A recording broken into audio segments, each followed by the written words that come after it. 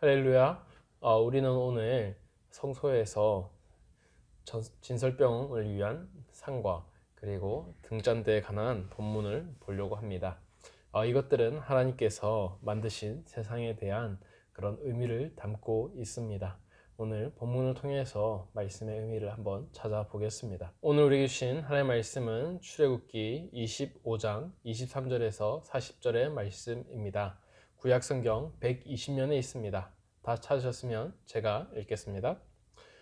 너는 조각목으로 상을 만들되 길이는 2규빗, 너비는 1규빗, 높이는 1규빗 반이 되게 하고 순금으로 싸고 주위에 금테를 두르고 그 주위에 손바닥 넓이만한 턱을 만들고 그 턱 주위에 금으로 테를 만들고 그것을 위하여 금꼬리 넷을 만들어 그 네 발 위 네 모퉁이에 달되 턱 곁에 붙이라. 이는 상을 맬 채를 꿰 곳이며 또 조각목으로 그 채를 만들고 금으로 싸라. 상을 이것으로 맬 것이니라. 너는 대접과 숟가락과 병과 붓는 잔을 만들되 순금으로 만들며 상 위에 진설병을 두어 항상 내 앞에 있게 할지니라. 너는 순금으로 등잔대를 쳐 만들되 그 밑판과 줄기와 잔과 꽃받침과 꽃을 한 덩어리로 연결하고 가지 6을 등잔대 곁에서 나오게 하되 다른 세 가지는 이쪽으로 나오고 다른 세 가지는 저쪽으로 나오게 하며 이쪽 가지에 살구꽃 형상의 잔색과 꽃받침과 꽃이 있게 하고 저쪽 가지에도 살구꽃 형상의 잔색과 꽃받침과 꽃이 있게 하여 등잔대에서 나온 가지 6을 갖게 할지며 등잔대 줄기에는 살구꽃 형상의 잔넥과 꽃받침과 꽃이 있게 하고 등잔대에서 나온 가지 6을 위하여 꽃받침이 있게 하되 2가지 아래에 한 꽃받침이 있어 줄기와 연결하며 또 2가지 아래에 한 꽃받침이 있어 줄기와 연결하며 또 2가지 아래에 한 꽃받침이 있어 줄기와 연결하게 하고 그 꽃받침과 가지를 줄기와 연결하여 전부를 순금으로 쳐 만들고 등잔 7을 만들어 그 위에 두어 앞을 비추게 하며 그 불집게와 불똥 그릇도 순금으로 만들지니 등잔대와 이 모든 기구를 순금 1달란트로 만들되 너는 삼가 이 산에서 내게 보인 양식대로 할지니라. 아멘. 할렐루야. 주님의 크신 은혜와 평강이 오늘 우리 성교회 성도님 모두에게 가득하기를 소망합니다. 오늘 말씀은 성소 안에 있는 진설병을 두는 상과 그리고 등잔대와 또 그 밖에 여러 기물들이 등장하고 있습니다. 성막 안에 있는 물건은 모두 금으로 만들어져 있습니다. 그만큼 귀한 의미를 담고 있습니다. 그리고 그것을 보는 사람마다 금이기 때문에 특별한 의미가 있음을 알 수 있었습니다. 우선 성소에 들어갔을 때에 오른쪽에는 진설병이 있었습니다. 그 진설병 밑에는 그것을 놓는 상이 있었습니다. 그리고 성소 들어갔을 때 왼쪽에는 등잔대가 있도록 했습니다. 이 진설병을 보자면 누룩을 넣지 않는 떡 12개를 가지고서 무교병으로 이제 만들어야 했습니다. 그리고 이것을 하나님 앞에 진설한다 라고 해서 진설병이라고 불렀습니다. 이것은 안식일 전날 저녁에 한 번씩 바꾸어 주었습니다. 그러면 또 일주일을 그곳에 있고 그리고 그 다음 안식일 저녁에 새 것으로 바꾸었으며 또한 제사장만이 먹을 수 있었다라고 성경은 말해주고 있습니다. 먼저 하나님은 지성소에 들어갈 법궤를 만들게 하신 다음 오늘 본문에서 성소에서 있을 이 진설병을 위한 상을 만들라고 하셨습니다. 다 같이 오늘 본문의 말씀 23절과 24절의 말씀을 함께 읽겠습니다. 너는 조각목으로 상을 만들되 길이는 2규빗, 너비는 1규빗, 높이는 1규빗 반이 되게 하고 순금으로 싸고 주위에 금테를 두르고. 아멘. 하나님은 광야에서 구할 수 있는 그 조각목을 가지고서 이제 상을 만들라고 하셨습니다. 그리고 그 주변을 금으로 싸고 또 금테를 두르라고 말씀하셨습니다. 그리고 그 금으로 싼 뒤에 그것을 운반하기 위한 금고리를 만들고 금고리에는 채를 꿰어서 그 채를 통하여 이동할 수 있도록 하셨습니다. 그리고 29절에서 30절을 보면 진설병을 둘 상뿐만 아니라 그것을 둘 대접과 그리고 숟가락과 병과 붓는 잔 또한 순금으로 만들라고 하셨습니다. 그러면서 그 상 위에 이것들을 진설병과 함께 두어서 항상 하나님 앞에 있도록 하도록 하신 것입니다. 예전 이 고대 금동 지방에는 신에게 드리는 술이란 것이 있었습니다. 우리도 성경에서 보면 전제라고 하는 그런 제사의 종류가 나옵니다.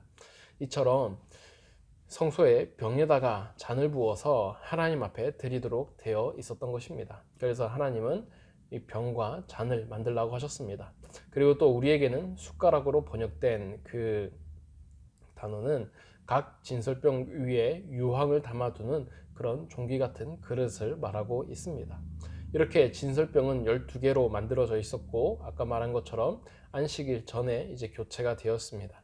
한 대접 위에 한 진설병이 올라가 있습니다. 그러니까 총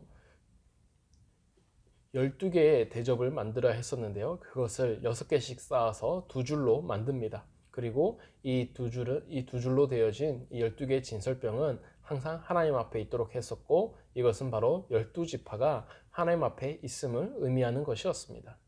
이 진설병이 의미하는 것은 바로 이 성소가 하나님께서 함께 하시는 것처럼 12지파 가운데에 또 하나님이 선택한 백성들 가운데에 자신이 함께 있음을 말하고 있습니다.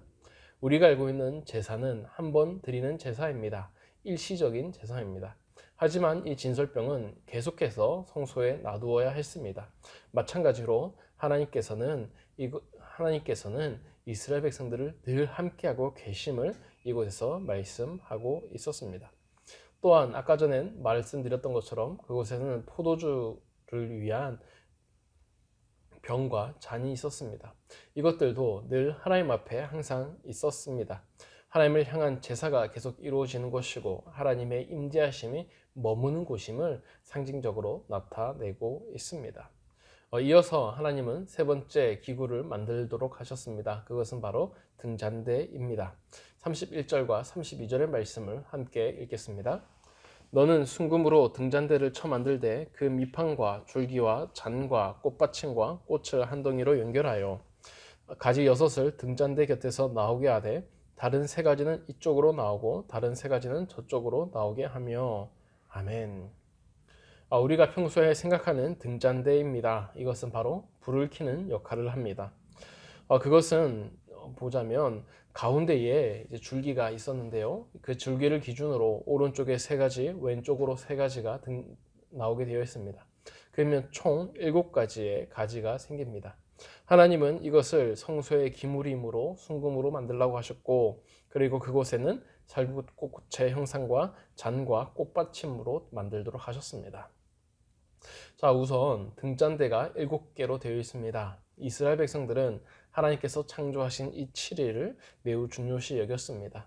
하나님은 6일 동안 천지를 창조하시고 7일째에 안식하셨습니다. 그리고 이 7등잔대는 그대로 7이라는 숫자를 따와서 하나님의 창조하심과 하나님의 다스리심을 뜻하고 있습니다. 하나님께서 여전히 창조하시고 여전히 다스리고 계심을, 그런 하나님이 우리의 하나님임을 나타내고 있는 것입니다. 그리고 나무 형상으로 이 등잔대를 만들었습니다. 이것은 에덴 동산에 있는 생명나무를 뜻합니다. 에덴 동산 이후로 하나님을 떠나서 살았던 인간들이 이 성소에서 하나님을 다시 만날 수가 있고, 또한 그 안에서 참된 생명을 얻을 수가 있다는 것입니다.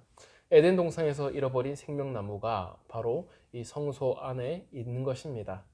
특별히 하나님은 살구꽃으로 만들게 하셨다는 이유도, 살구꽃이란 것은 팔레스타인 지역에서 봄에 가장 빨리 피는 꽃 중에 하나입니다. 봄의 전령사라고도 할 수 있는 이 꽃은 히브리어 발음으로 해서는 기억하다라는 의미를 가지고 있습니다. 그래서 살구꽃 역시 기억하다라는 의미를 떠올리게 되어 있었고, 그리고 가장 봄에서 빨리 피는 꽃이기 때문에 항상 사람들은 이 꽃을 보면서 생명과 새로움을 느꼈던 것입니다. 하나님은 이 등잔불이 항상 켜져 있도록 만드셨고, 그리고 하나님은 당신의 자녀들을 늘 기억하시고 지켜보고 계시다는 의미에서 살구꽃으로 만드셨던 것입니다. 그리고 나서 불을 피우는 데 필요한 집게와 그리고 불똥 그릇도 하나님은 순금으로 만들도록 하셨습니다. 그러면서 모세에게 자신이 보여준 양식대로 따라서 만들라고 하시면서 이것들의 불이 꺼지지 않도록 조심하도록 하셨습니다. 이렇게 해서 우리는 오늘 성소에 있는 모든 기물에 대한 하나님의 말씀을 보았는데요. 사랑하는 성도 여러분, 오늘 보았던 진설병을 두는 상과 등잔대에 하나님이 성소에 두신 이유가 있습니다. 성소에 두는 물건들이었기 때문에 이것들은 금으로 만들어져 있었고 매우 귀중한 물건들과 그리고 나름의 의미를 가지고 있었기 때문에 하나님이 이것들을 성소에 두셨습니다. 성소는 하나님의 임재를 상징합니다. 그리고 그 안에는 떡과 등잔대가 있었습니다. 빛과 떡은 우리의 생활을 상징하는 단어이기도 합니다. 밤에도 불은 꺼지지 않았었고, 그리고 이 등잔대를 보면서 사람들은 하나님의 함께 하심을 피부로 느끼면서 살게 되었던 것입니다. 이런 주님께서 이제는 우리의 육체를 성전으로 삼아주셔서 우리와 함께하고 계십니다. 우리와 늘 동행하시면서 우리를 지켜보고 계십니다. 성소 안이 순금으로서 되었던 것처럼 우리 또한 하나님 앞에서 정결한 마음을 가지고 또한 하나님 앞에 순결한 마음을 가지고 살아야 합니다. 하나님이 우리 안에 머물러 계시기 때문입니다. 오늘 이 시간 우리가 하나님 앞에 다시 한번 결단하시면서 하나님 앞에 순전한 마음을 가지고 또한 그 무엇보다도 귀한 마음을 가지고 하나님을 위해 살아가고자 하는 저와 여러분이 되기를 간절히 소망합니다. 이 시간 다음 세 가지의 기도 제목을 가지고 기도하면 좋겠습니다. 금보다 더 귀한 믿음을 가지면서 살도록 기도해 주시고, 이어서 늘 주님의 임재 안에서 생활하도록 기도하시고, 마지막으로 교회 건축 가운데에 하나님의 손길이 함께 하시도록 기도했으면 좋겠습니다. 제가 마무리 기도하겠습니다. 살아계시는 하나님 아버지, 오늘 우리가 성소에 대해서 살펴보았습니다. 하나님께서는 그 성소에 함께하여 주셨고 그 가운데에 생명을 뜻하는, 그리고 하나님이 늘 지켜보고 계시다고 생각하는 이 등잔대를 놔두게 하셨습니다. 그리고 그곳에서 하나님께서 천지를 주관하고 계시고 그 천지를 만드신 하나님이 나의 하나님이라는 사실을 이스라엘 백성들은 기억했을 것입니다. 또한 옆에 있는 떡들을 보면서 그들은 항상 하나님 앞에 바쳐진 존재임을, 그리고 하나님 앞에 늘 있는 존재임을 기억했을 것입니다. 사랑하는 하나님, 우리가 그와 같은 사람들이 되게 하여 주시고 우리 안에 계시는 그 성령 하나님을 정말 우리가 금과 같은 믿음으로 정결한 마음으로 하나님 앞에 드릴 수 있도록 도와주시옵소서. 우리 모두가 깨끗한 그릇이 되게 하여 주셔서 하나님이 쓰시는 오늘 하루가 되게 하여 주시고 우리를 통해서 하나님의 역사가 증거될 수 있도록 도와주시옵소서. 감사드리며 예수님 이름으로 기도드립니다. 아멘.